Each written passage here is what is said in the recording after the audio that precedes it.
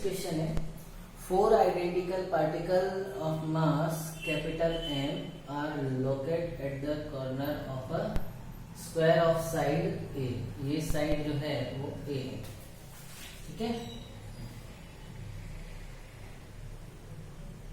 Okay, what should be their speed if each of them revolves under the influence of other gravitational field in a circular orbit circumscribing the square। मतलब इसमें क्या हुआ है कि ये चार मास particle जो है, फोर मास पार्टिकल 1 2 3 4 किसी स्क्वायर पर कॉर्नर पे रखे हुए हैं जिसकी साइड कितना है A। तो ये चारों मास पार्टिकल की वो स्पीड हमें फाइंड करनी है जब ये एक दूसरे के ग्रेविटेशनल फोर्स के इन्फ्लुएंस में सर्कुलर ऑर्बिट में मोशन करें और एक स्क्वायर को टच करें, तो वो स्पीड हमें निकालनी है। तो इसके लिए हमें क्या करना पड़ेगा कि जो इन पे लगने वाले ग्रेविटेशनल फोर्स हैं उसको हम क्या करेंगे, नेट फोर्स को बैलेंस करेंगे सेंट्रीपिटल फोर्स से, ठीक है। तो इस मास पार्टिकल के लिए ग्रेविटेशनल फोर्स इधर और सेम टू सेम इसके लिए ग्रेविटेशनल फोर्स इधर। तो देखो ये मास पार्टिकल हमने कंसीडर किया, ये वाला एक ये ऐसे और एक ऐसे, ठीक है, क्लियर। अब क्या हुआ कि सपोज करो इनके बीच में फोर्स क्या लग रहा है, इसको मैं नाम दे दूं F1, ठीक है। मास की क्वांटिटी और जो डिस्टेंस है मास पार्टिकल के बीच का वो सब सेम है, तो फोर्स भी सेम दे दूं ऐसे, क्लियर। तो मतलब एक फोर्स यहाँ, एक फोर्स यहाँ और एक फोर्स यहाँ। तो इन तीनों को हम किससे बैलेंस कर लेंगे, सेंट्रीपिटल फोर्स से। तो उसके बाद हमें क्या मिल जाएगी, वो स्पीड मिल जाएगी, ठीक है। तो सबसे पहले हम देखते हैं कि यहाँ पर यहाँ से लेके यहाँ तक का पहले ये डिस्टेंस हम चेक करते हैं, यानी कि ये कितना हुआ यहाँ से A, यानी कि ये हो गया हमारे पास √2A, ठीक है, यहाँ से लेके यहाँ, क्लियर। और यहाँ से लेके यहाँ तक यहाँ पर कितना हुआ A/√2, यहाँ से लेके, ठीक है, क्योंकि सेंट्रीपिटल फोर्स में रेडियस होगी तो वो रेडियस R हमारे लिए काम में आ जाएगी। तो स्टार्ट करते हैं। तो देखो इसमें यहाँ का एंगल कितना होगा 45 डिग्री, तो यहाँ का एंगल भी कितना होगा 45 डिग्री। और ये फोर्स तो देखो F1 और ये इस तरीके से, तो यहाँ का एंगल कितना है 45 डिग्री, यहाँ का एंगल भी कितना 45 डिग्री, ठीक है। थोड़ा और बड़ा बना देते हैं ये।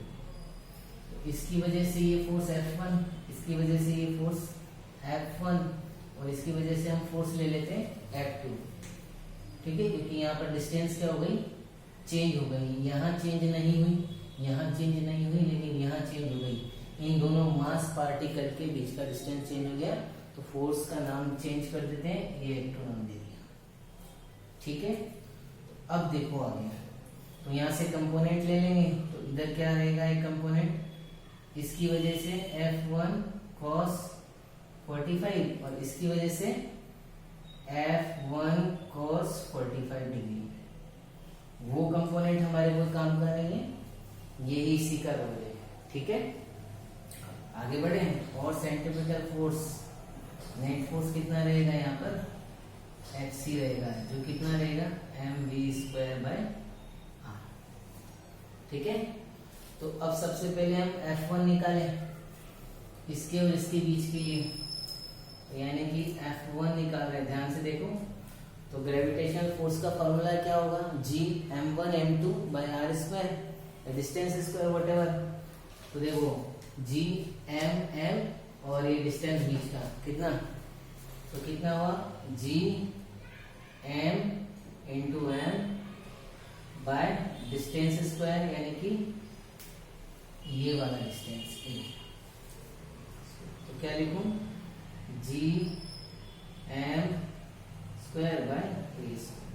कोई दिक्कत नहीं है ग्रेविटेशनल फोर्स निकालने में। ये वाला ये और डिवाइडेड बाय ये आ गया। ये m1 है, ये m2 है और ये बीच का डिस्टेंस। ठीक है, अब f2 निकालेंगे। तो देखो इसके लिए और इसके लिए g m इंटू एम यानी कि m स्क्वायर।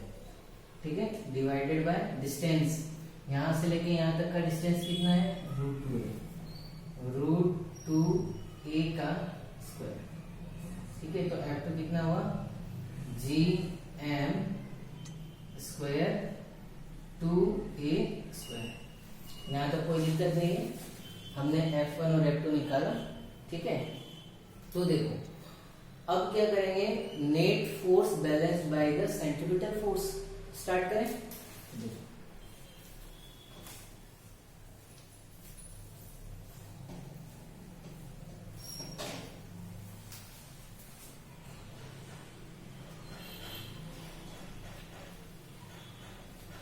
तो एक r का वैल्यू कितना है था हमारा, a/√। ठीक है, चलो तो दैट मीन्स नेट फोर्स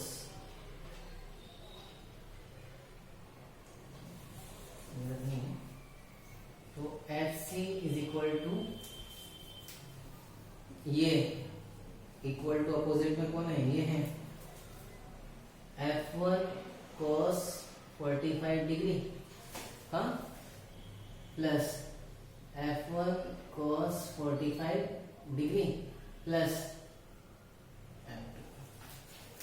ये नेट फोर्स सेंट्रीपिटल फोर्स से हम बैलेंस कर रहे हैं। ये फोर्स इधर है और ये सारे फोर्स इधर है, एक दूसरे के अपोजिट है। लिखा हमने FC F1, तो ये दोनों ऐड हो जाएंगे। FC is equal to 2F1 cos 45 degree, हाँ, प्लस F2। तो सारा वैल्यू यहां रख देंगे। ठीक है, तो कितना है, mv square by r equal to 2, रख दो, जी एम स्क्वायर cos 45 कितना होता है, 1/√2 बाय a स्क्वायर। ठीक है, प्लस F2 का वैल्यू कितना है, जी एम स्क्वायर 2a स्क्वायर। यहां तक आ गया। r का वैल्यू भी सब्स्टिट्यूट कर दूं वहां पर। पहले एक काम करते हैं, तो देखो ये एक है, ये कैंसर, ये कैंसर। ठीक है, क्या बचा यहाँ से, m, यहाँ से क्या बचा, v स्क्वायर बाय r का वैल्यू कितना है, ये रहा a/√2 इक्वल टू 2gm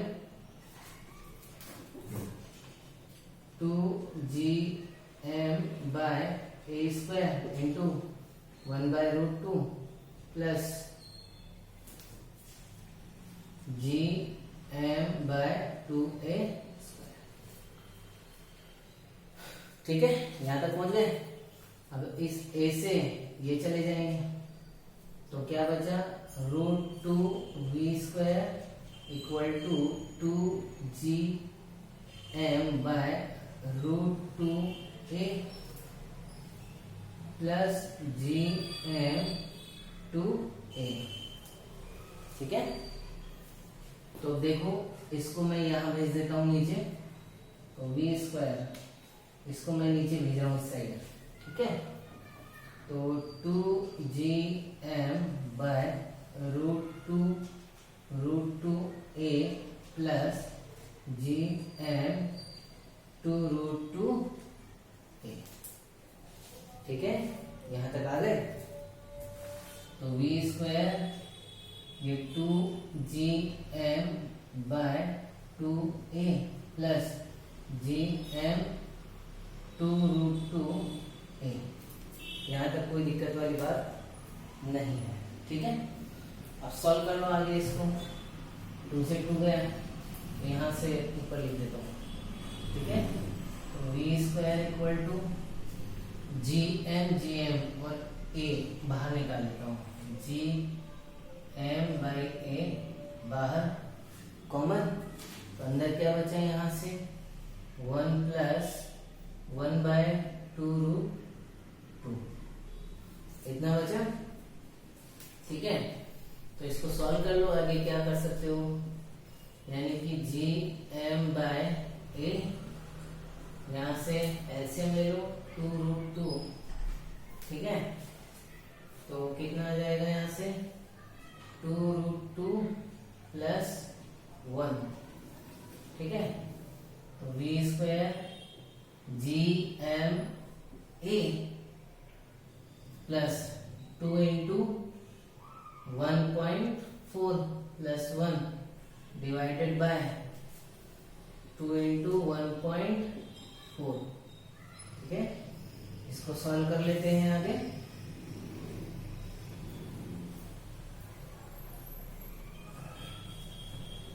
ठीक है, तो वी स्क्वायर जी एम, एक काम करो स्क्वायर हटा दो, v is equal to under root G M by A, ठीक है। और ये कितना हुआ 2.8 प्लस 1 डिवाइडेड बाय 2.8, ठीक है। तो v is equal to under root G M by A, और ये है अंडर रूट में, इसको भी ले लो, कितना हुआ 3.8 बाय 2.8। इसको सॉल्व कर लोगे आप, तो सॉल्व करने पे हमारे पास कितना आ जाएगा, इसको आ जाएगा 1.16, ठीक है, under root G M by A, ये आ जाएगा इसके बाद। कोई दिक्कत है यहां से? ठीक है। क्वेश्चन है, a thermally insulated vessel contains 150 gram of water at 0 degree Celsius. Then the air from the vessel is pumped out adiabatically, full stop. A fraction of water turns into ice and the rest evaporates at 0 degree Celsius itself, full stop. The mass of the evaporated water will be, एकदम easy question, कोई भी परेशानी नहीं है। Latent heat of vaporisation given है, latent of fusion हमें given है water का, कोई दिक्कत नहीं है, ठीक है। तो पहले डायग्राम बना लेते हैं। तो डायग्राम देखो, सॉल्यूशन, ये रहा एक कंटेनर, ठीक है। इस कंटेनर में इनिशियल मास कितना था 150 ग्राम, क्लियर। अब उसमें से क्या हुआ, 0 डिग्री सेल्सियस पे वो पानी रखा हुआ था, वाटर रखा हुआ था, उसमें से क्या हुआ, कुछ पार्ट तो आइस में कन्वर्ट हो गया और कुछ पार्ट किस में कन्वर्ट हो गया, वेपर में। तो देखो, तो ये ध्यान दो, ये कुछ पार्ट आइस में कन्वर्ट हो गया है और कुछ पार्ट वेपर बन गया है, ऐसे, ठीक है। तो सपोज करते हैं, सपोज सॉल्यूशन यहां लिख रहा हूं, ध्यान से देखिएगा, सॉल्यूशन हम यहां लिख रहे हैं, सॉल्यूशन, ठीक है। सॉल्यूशन, सपोज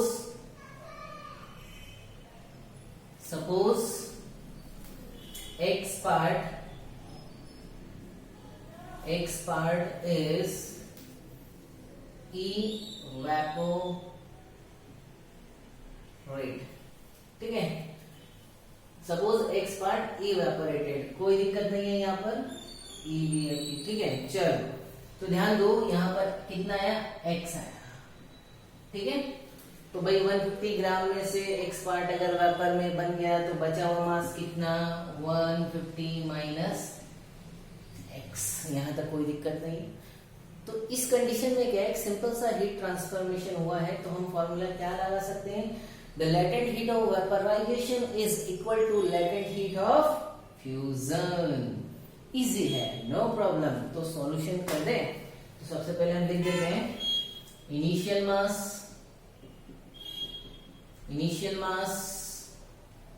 कितना है भाई, 150 ग्राम है, कोई दिक्कत नहीं है। चलो, एक्स पार्ट उसमें से उड़ गया, तो रेस्ट मास कितना बचा, इसको मैं क्या लिखूं, mr लिख दूं, नहीं, इसको रेस्ट मास कितना बचा, रेस्ट मास हमारे पास x इसमें से गया भाई, x इसमें से गया तो कितना बचा 150 माइनस x। इसको डिनोट कर दो m से और इसको mr से डिनोट कर दो, ठीक है, कोई दिक्कत नहीं है। चलो तो ध्यान से देखो, तो सिंपल सा आगे फॉर्मूला लगा रहा हूं मैं यहाँ पर, ठीक है। तो क्या लिखूं, latent heat of vaporisation equal to latent heat of fusion. Latent heat का फॉर्मूला सबको पता है, तो सीधा मास इनटू लेटेंट हीट से मल्टीप्लाई करके लिख दूं ना, कोई दिक्कत तो नहीं है। ये सारा वैल्यू यहाँ सब्स्टिट्यूट करें, ये और ये, ठीक है। तो देखो सबसे पहले x L V equal to 150 minus x into L F आ गया। ये mass vapour latent heat of vaporisation equal to remaining mass यानी कि इसका into latent heat of fusion. तो यहाँ पर कोई दिक्कत वाली बात नहीं है। स्टार्ट करें कैलकुलेशन, सारा वैल्यू रख देते हैं। x इंटू कितना है एलवी का वैल्यू 2.10 10⁻⁶ जूल पर KG equal to 150 minus x, L F कितना है 3.36 इंटू 10⁵ जूल पर केजी। ये इससे तो ये गया, ठीक है, ये पॉइंट से ये पॉइंट गया, कोई दिक्कत नहीं है। तो देखो भाई यहां से मैं चेंज कर रहा हूं 210 10⁻⁶ by 336 into 10⁵ 150 minus x by x, ठीक है। तो इस तरीके से हमने इसको लिख दिया है। तो भाई देखो इसको इधर शिफ्ट करके थोड़ा सा लिख देता हूँ 2100 10⁵ divided by 336 10⁵ 150 minus x by x, कोई दिक्कत नहीं है। इसको इससे कैंसिल किया, इसको इससे डिवाइड करेंगे तो कितना आ जाएगा 3, यानी कि कितना आएगा 6.25, ठीक है, 150 माइनस x बाय x, ठीक है। अब यहां से इसको मिटा देता हूं, आगे सॉल्व कर देंगे।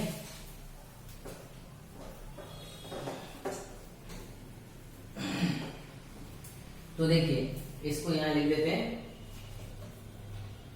तो ध्यान से देखिए 6.25, ये x इधर भेज देते हैं इंटू x 150 माइनस x, ठीक है। इसको उधर 6.25 x प्लस x 150, ठीक है, x common 6.25 plus 150 x 150 by 7.25, ठीक है। डिवाइड कर दें इसको तो कितना आ जाएगा 720.6, मतलब कि आंसर कितना दिया है